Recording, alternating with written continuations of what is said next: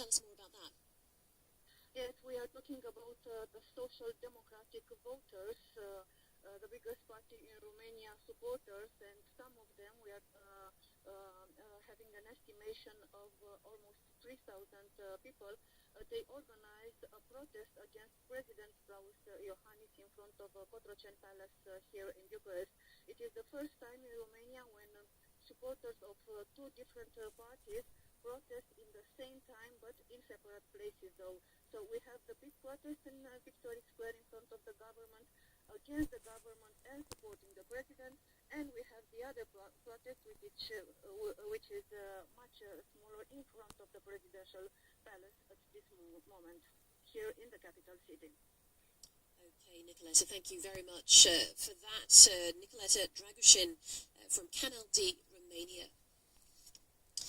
Next, to the French presidential race, and Socialist Party candidate Benoît Hamon has officially launched his campaign.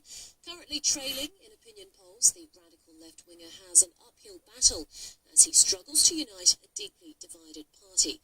Indeed, at the event in Paris this Sunday, very few party heavyweights were there to offer their support.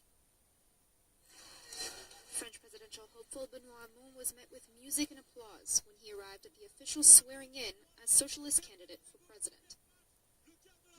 I can tell you that everything that I see, everywhere I go, everywhere we go, proves there's a storm brewing, a movement brewing, with the aspiration to look to the future. It will once more prove all the predictions wrong.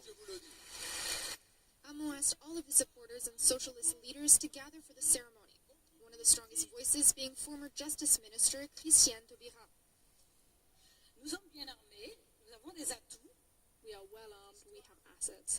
Our history, our world vision, our values, this plan you support with such strength and energy. We'll once again be the left that fights instead of observes. But aside from Taubira, an education minister, Najat Vallaud-Belkacem, who was representing Hollande's government, few party heavyweights came. President François Hollande, his prime minister, and his spokesperson were all absent. Former Prime Minister Manuel Valls, who lost to Hamon in the primaries, did not attend either. But Hamon's supporters at the rally did not seem to mind. It's too bad that the call to unite wasn't heard this time. But I think they'll come around eventually. It's no big deal, it's in the past. We're looking to the future with a new generation. Supporters ready for action. According to Hamon's team, more than 2,000 people attended the ceremony. Anke Ula reporting there.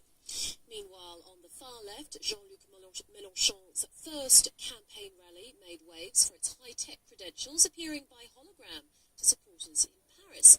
The presidential hopeful was speaking in the French city of Lyon, but with a simple click of his fingers was able to address some 6,000 people in a concert hall 450 kilometres away.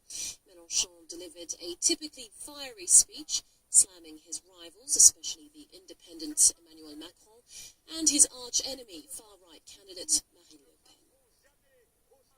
Well, the National Front leader was also in Lyon to officially launch her campaign, revealing her party's manifesto as she blasted globalization and radical Islam.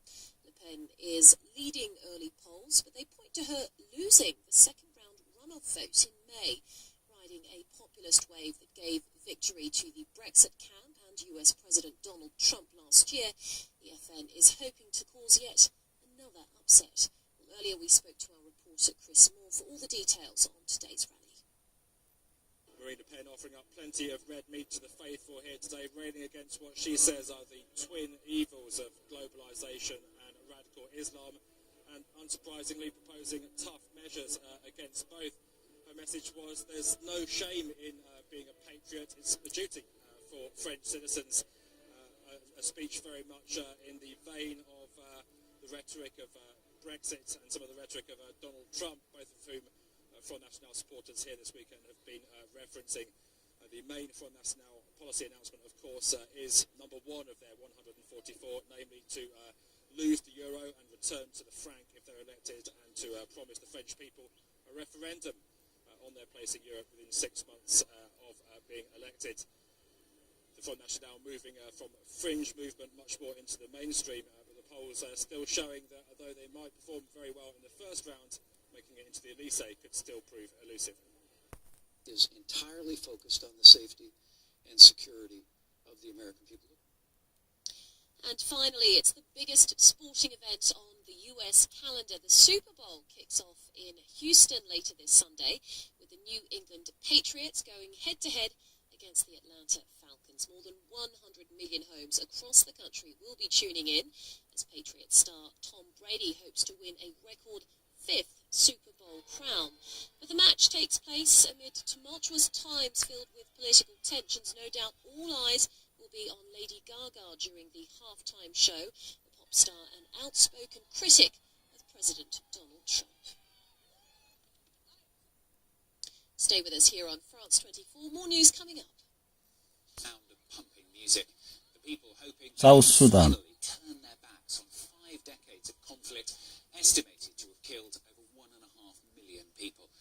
In the day, dozens of world leaders attended a ceremony in the capital Juba to mark the new beginning, as the South ceded from Sudan in the north.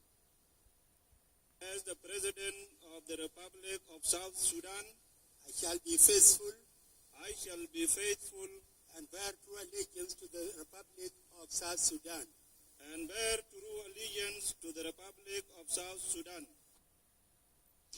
Despite the new start, though, border clashes continued with the north, and then in 2013, the south itself was engulfed in civil war, mainly between the country's two largest ethnic groups, the Dinkas and the Nuers, killing thousands more. Again, as President Salva Kiir, an ethnic Dinka, fired his entire cabinet, accusing his vice president, Riek Machar, a Nuer, of leading a failed coup against him. 2 years later came a peace deal signed in August 2015, and Mr. Machar returned from exile to be sworn in as vice president under a unity government, before fleeing the country again just a few months later, as he was sacked amid renewed fighting. The country remains racked with violence, despite having so much going for it. It is rich in oil, but is one of the least developed countries in the world. 1 in 7 children dying before the age of 5. Or Bastien Grenouille and Elodie Cousin revisit South Sudan for France 24.